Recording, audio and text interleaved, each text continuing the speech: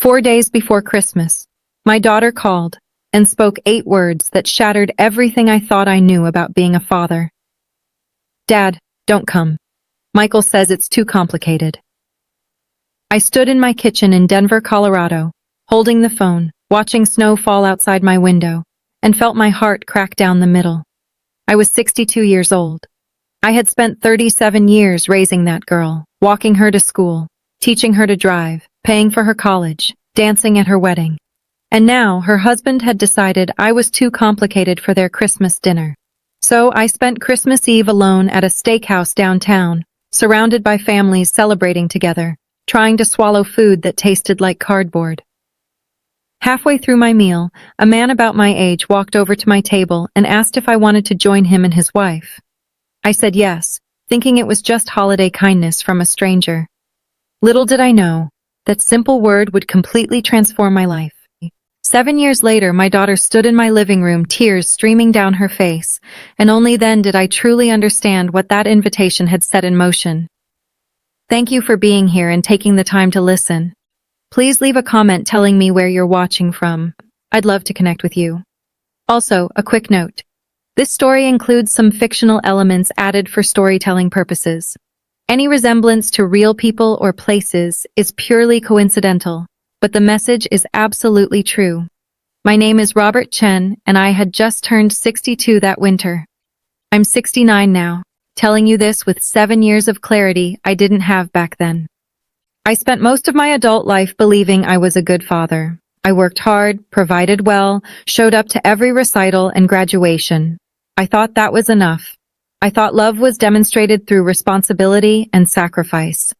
But sitting alone in that steakhouse on Christmas Eve, I learned something painful. Sometimes being a good provider doesn't mean anything if the people you provided for don't actually want you around. The restaurant was called The Rustic Table, one of those upscale places that stays open on holidays for people who have nowhere else to go. The hostess had given me a sympathetic look when I walked in alone. She seated me near the window, away from the families, like she understood I didn't need to watch other people's happiness up close. I ordered a ribeye and a glass of red wine. The steak was probably excellent. I couldn't taste it. All I could think about was my daughter's voice on the phone 4 days earlier, the way she'd lowered it like she was afraid Michael might hear her being too kind to me. "Dad, don't come. Michael says it's too complicated." I had asked what that meant. Complicated, how? We had done Christmas together for the past 5 years since she got married. I had never caused problems. I brought gifts, helped with dishes, played with my grandson. I thought things were fine. It's just with his parents coming this year and the house being small and everything that happened at Thanksgiving. What happened at Thanksgiving was that I had quietly disagreed with Michael about politics at the dinner table. Not loudly, not rudely. I had simply said I saw things differently and changed the subject. Michael had been cold to me the rest of the evening, and my daughter had apologized to him 3 times that I heard, probably more times that I didn't. "Sarah," I had said carefully, "I'm your father. I haven't seen you since October. I just want to spend Christmas with my family." The pause on the line had been long enough for me to hear Michael's voice in the background, impatient, asking who she was talking to. "I'm sorry, Dad. Maybe next year." Maybe next year, like I was a magazine subscription she was thinking about renewing. So, there I was on Christmas Eve, 62 years old, divorced for 15 years, sitting alone in a restaurant full of strangers, wondering how I had ended up so completely unnecessary to the people I had built my life around. That's when Harold Gibson walked up to my table. He was a tall black man with gray hair and kind eyes, wearing a cardigan that looked hand-knitted. His wife, Margaret, stood a few feet behind him, small and elegant, watching with an expression I couldn't quite read. "Excuse me," Harold said. "I couldn't help noticing you're alone tonight. My wife and I have a table for 4, but it's just the 2 of us. Would you like to join us?" I almost said no. Every instinct told me to protect my privacy, to handle my loneliness the way men of my generation were taught to handle it, quietly, invisibly, without burdening anyone. But something in Harold's face stopped me. There was no pity there. Just simple human recognition. One lonely person reaching out to another. I don't want to intrude on your evening, I said. You wouldn't be intruding, Margaret said, stepping forward. We genuinely enjoy the company. Our children are scattered all over the country this year. It's just us and too much food. I looked at my half-eaten steak, at the empty chairs around me, at the families laughing and talking at every other table, and I made a decision that would change everything. Okay, I said. Thank you. I'd like that very much. That first dinner with Harold and Margaret Gibson lasted 3 hours. We talked about everything. Harold had been a high school principal for 30 years before retiring. Margaret had been a nurse, then a nursing instructor. They had 3 adult children and 7 grandchildren spread across California, Georgia, and Maine. Holidays used to be chaos, Margaret said, laughing. Now they're quiet. We're still figuring out what quiet looks like. I told them about Sarah, about Michael, about the phone call 4 days ago. I hadn't planned to share so much with strangers, but something about their presence made honesty feel safe. That's hard, Harold said simply. He didn't offer advice or try to fix anything. He just acknowledged the pain, and somehow that was exactly what I needed. When the check came, Harold insisted on paying for my meal despite my protests. Consider it a Christmas gift, he said. And Robert, if you're not doing anything next Sunday, Margaret makes the best pot roast in Denver. We'd love to have you over. I almost said no again. I almost retreated back into my careful, protected solitude. But Margaret was already writing their address on a napkin, and Harold was shaking my hand like we had known each other for years instead of hours. 6, wink, Margaret said.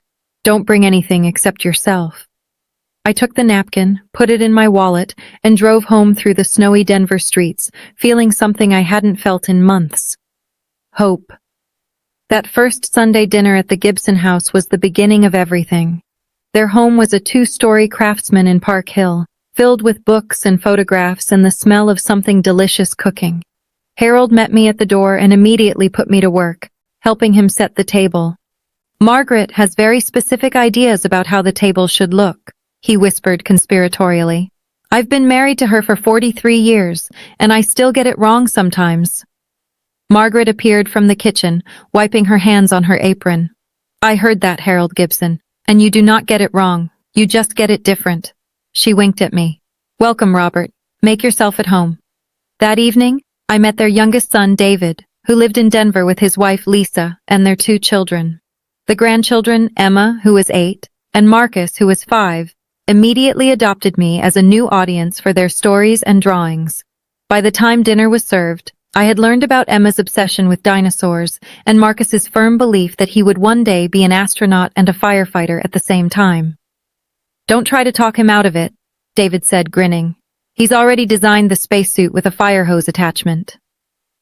The pot roast was exactly as good as Harold had promised. But what I remember most about that dinner wasn't the food. It was the way everyone talked over each other with affection rather than irritation. The way Harold reached for Margaret's hand during quiet moments. The way David and Lisa worked as a team, clearing dishes without anyone having to ask. The way the children were included in conversations instead of shushed. This was what family was supposed to look like. This was what I had always wanted with Sarah. When I left that night, Margaret hugged me at the door and said something that stayed with me for years. Same time next Sunday, Robert. And every Sunday after that, if you want. I wanted. 3 months passed, then 6, then a year. The Sunday dinners at the Gibson house became the fixed point around which my life rotated. I started arriving early to help Harold with small repairs around the house. I taught Marcus how to play chess. I helped Emma with her science fair project on volcanic eruptions. Margaret insisted I had a magic touch with her garden, though I suspected she was just being kind. I didn't hear from Sarah during that first year. Not on my birthday, not on Father's Day, not on Christmas. I sent cards and gifts for my grandson Ethan's birthday and received a brief thank you text in return. I called twice. Both times Sarah was too busy to talk and promised to call back. She never did. The silence hurt. It hurt every single day. But the pain was different now because it existed alongside something else. Belonging. community. The Gibson family wasn't replacing my daughter. Nothing could do that. But they were teaching me something crucial. I could be loved without earning it. I could matter to people who had no obligation to care about me. One Sunday evening, about 14 months after that first Christmas Eve, I arrived at the Gibson house to find Margaret alone in the kitchen, crying softly while she stirred a pot of soup. "Margaret," I said, "what's wrong?" She looked up, startled, then quickly wiped her eyes.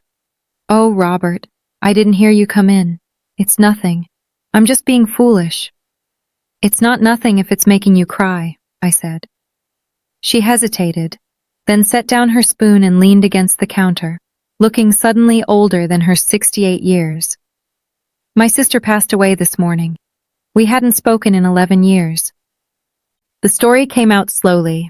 Margaret and her younger sister Dorothy had a falling out over their mother's estate after she died. Harsh words were exchanged, accusations eventually silenced. Margaret had reached out several times over the years, but Dorothy never responded. "And now it's too late," Margaret said. "She's gone. And all I can think about is everything I should have said, everything I should have done differently." I stood there in that warm kitchen, watching this kind woman grieve, not just her sister, but the relationship they had let slip away with her, and I felt something shift in my chest. "I'm so sorry, Margaret." "Don't let it happen to you, Robert," she said, looking at me directly, her eyes fierce despite the tears. "Whatever is between you and your daughter, don't let it stay broken until it's too late. Pride isn't worth it. Being right isn't worth it. Time runs out, and then all you have are regrets." I thought about that conversation for weeks. I thought about it when I drove past the card store and almost went in to buy something for Sarah. I thought about it when Ethan's birthday came around and I sent a gift that was never acknowledged. I thought about it when Father's Day passed without a word. But I didn't reach out. The rejection still felt too fresh. The fear of being told again that I was too complicated kept me paralyzed. Then, 2 years after that first Christmas Eve, my phone rang on a Tuesday afternoon. It was Sarah. "Dad?" Her voice sounded strange, thin, not like the confident woman I remembered. "Can we talk?" I gripped the phone so tightly my knuckles went white. "Of course, I'm here." "Michael and I are having some problems," she said, the words coming out rushed, like she had been practicing them. "Financial problems. The business isn't doing well, and we got behind on some payments. And now there's this debt that we need to clear before the bank, before they—" She trailed off. I waited, my heart pounding, hoping for something. An apology, an acknowledgement, some recognition that she had hurt me and wanted to make it right. "Dad, I need $60,000. I know it's a lot, but you have the retirement fund, and Michael says, if we can just get through this quarter, everything will stabilize." "Michael says—" "Sarah," I said slowly, "when did we last speak?" "Before today." Silence on the line. I continued. "Was it the Christmas you disinvited me?" "No, wait. You texted me in January after that. Happy New Year." 3 words. Was that it? 2 years of nothing, and now you're calling to ask for $60,000. "That's not fair," she said, her voice sharp. Her voice was hard now, accusatory. "You know what, Dad? Michael was right about you. He always said you were selfish underneath all that nice guy exterior. I defended you for years. I won't make that mistake again. Don't call me, don't text me. As far as I'm concerned, you've made your choice." The line went dead. I stood in my apartment, the phone still in my hand, and waited for the devastation to hit. It did eventually, but mixed with the grief was something unexpected. Relief. I had finally stopped pretending. I had finally told the truth, and my daughter had shown me exactly who she had become, or maybe who she had always been, and I had refused to see. That evening, I drove to the Gibson house, even though it wasn't Sunday. Harold answered the door and took one look at my face. "Come in, Robert. Margaret's making tea." I told them everything. Sarah's call, the money, the ultimatum, the cold click of disconnection. They listened without interrupting, the way they always did. And when I finished, Margaret took my hand. "You did the right thing," she said firmly. "Boundaries aren't abandonment. Remember that. It doesn't feel like the right thing. It feels like I just lost my daughter." "You didn't lose her today," Harold said gently. "You lost her a long time ago, piece by piece.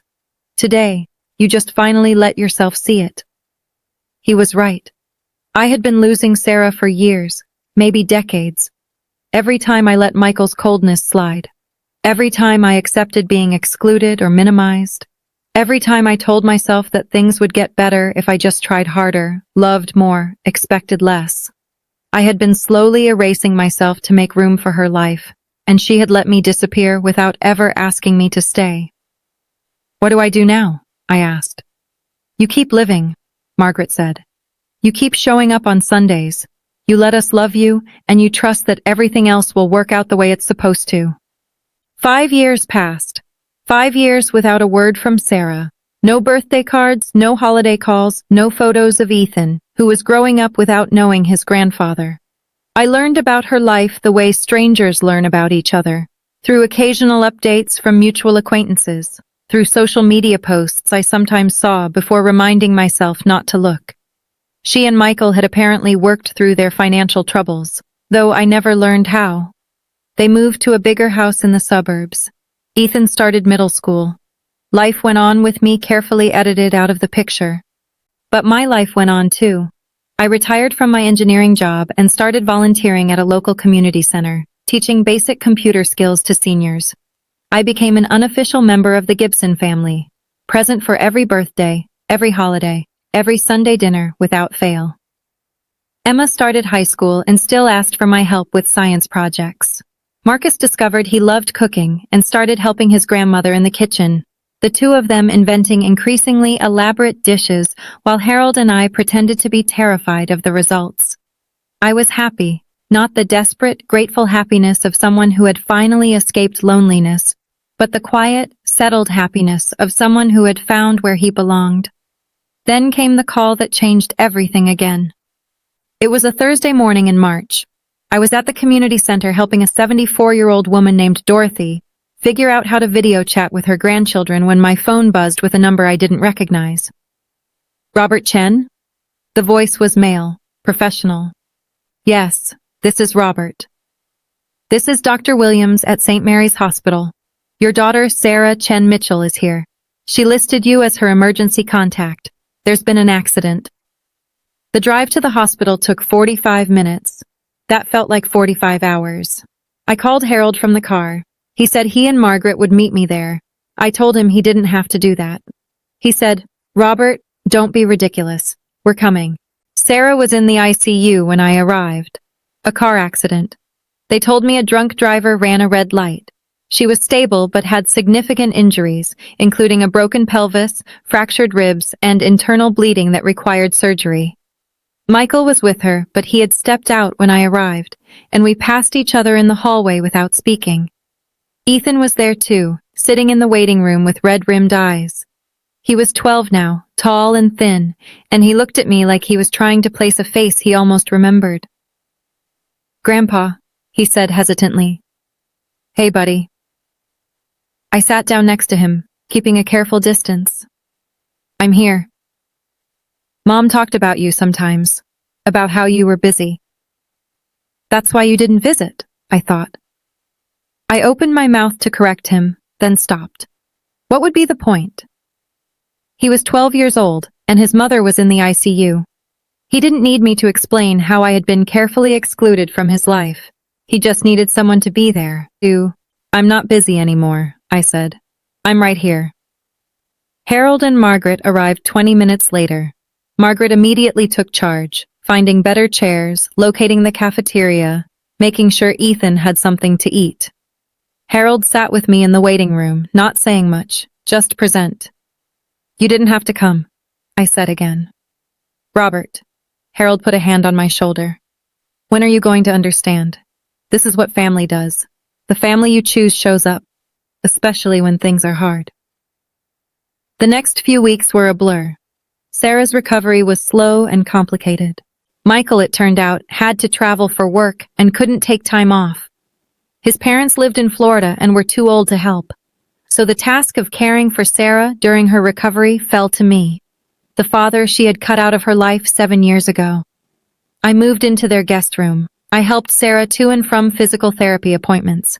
I made meals, cleaned the house, drove Ethan to school and soccer practice. I did everything a father does, everything I had always wanted to do. While Sarah watched me with an expression I couldn't quite read.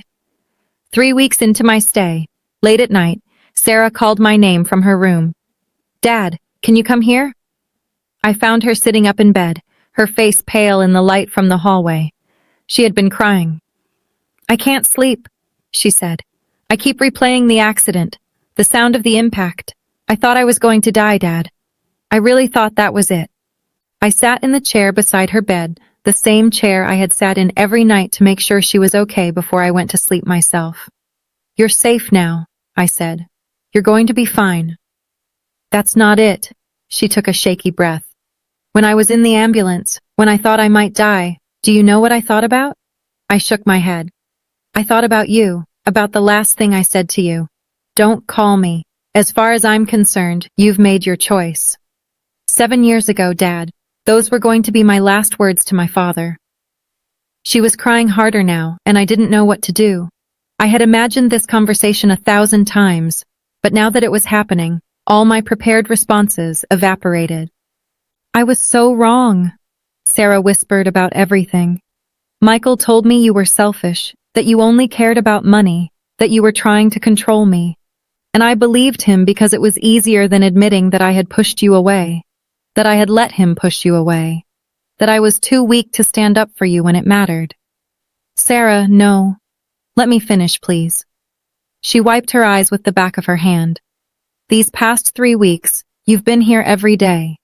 Every single day. Michael has called maybe 4 times. His parents sent flowers. And you, the father I told to get out of my life, you moved into my house and took care of me and my son without a single complaint, without asking for anything, without making me feel guilty. You're my daughter," I said simply. "That's what fathers do," she said, shaking her head fiercely.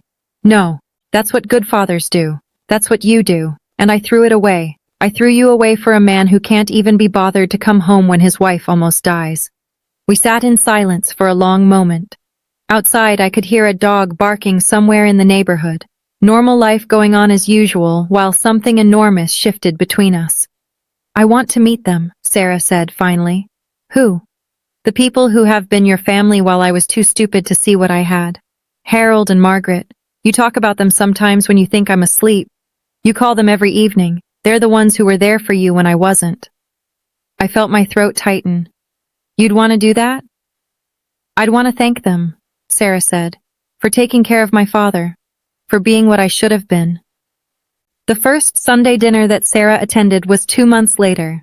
After she had recovered enough to travel, I drove her to the Gibson house with my heart pounding so hard I was sure she could hear it. What if the Gibsons didn't accept her? What if they resented her for how she had treated me? What if the two halves of my life couldn't fit together? I shouldn't have worried. Margaret answered the door, took one look at Sarah standing nervously behind me, and opened her arms. "You must be Sarah," she said. "I'm so glad you're finally here. Come in, come in. I made your father's favorite lasagna." The evening was awkward at first. Sarah was quiet, intimidated by this warm, welcoming family that had given her father everything she had denied him. But Emma, now 16 and fearlessly outspoken, broke the ice by asking Sarah about her job as a graphic designer. Marcus, 14 and obsessed with art, immediately wanted to see her portfolio. By the time dinner was served, Sarah was laughing at Harold's terrible jokes and helping Margaret in the kitchen. At the end of the evening, as we were saying goodbye, Sarah pulled Margaret aside. I watched them talk for a few minutes. Saw Sarah wipe her eyes. Saw Margaret hug her tightly. On the drive home, Sarah was quiet for a long time. Then she said, "I understand now." "Understand what?" "Why you chose them. Why you kept going back every Sunday. They don't need anything from you, Dad. They just want you there. That's not something I knew how to give you, but I want to learn. I didn't say anything. I just reached over and squeezed her hand. 6 months later, Sarah filed for divorce. It was messy and painful and expensive, but she emerged from it stronger than I had ever seen her. She and Ethan moved to a smaller house closer to Denver, closer to me, closer to the Gibsons. These days, Sunday dinner at Harold and Margaret's includes a few extra chairs. Sarah brings a salad. Ethan argues about basketball with Marcus. Michael is gone from our lives, a cautionary tale that none of us discuss. And I sit at that crowded table looking at the family I chose, and the family that finally chose me back. And I feel something I didn't know I had been missing all those years. Wholeness. Last Christmas Eve, 7 years after that lonely dinner at the rustic table, I stood in Harold and Margaret's living room with a glass of wine in my hand and watched 3 generations of family, blood and chosen, laughing together. Sarah caught my eye across the room and raised her glass. "Hey, Dad." "Yeah? Thanks for not giving up on me, even when I gave you every reason to." I thought about everything that had happened, the rejection, the silence, the phone call asking for money, the accident that finally cracked her open, the slow, careful work of rebuilding something we had both nearly destroyed. "That's what fathers do," I said. "The good ones, anyway." And Margaret, who had been listening from the kitchen doorway, smiled and said, "That's what family does. All of us." If you're watching this and you're struggling with family, whether it's the family you were born into or the family you're trying to build, I want you to know something. It's never too late. It's never too late to set a boundary. It's never too late to reach out. It's never too late to accept an invitation from a stranger who sees something in you worth saving. Family isn't about obligation or blood or shared history. Family is about choice. It's about showing up day after day, not because you have to, but because you want to. It's about seeing someone's worth, even when they can't see it themselves. Harold Gibson saw that in me on a cold Christmas Eve when I was at my lowest. And because he chose to invite a stranger to his table, I found everything I didn't know I was looking for. If this story meant something to you, please share it with someone who needs to hear it. Subscribe to the channel so you don't miss what's coming next. And remember, the best revenge isn't loud or angry. The best revenge is building a life so full of love that the people who rejected you finally see what they lost. Thank you for being here. Thank you for listening. I'll see you in the next one.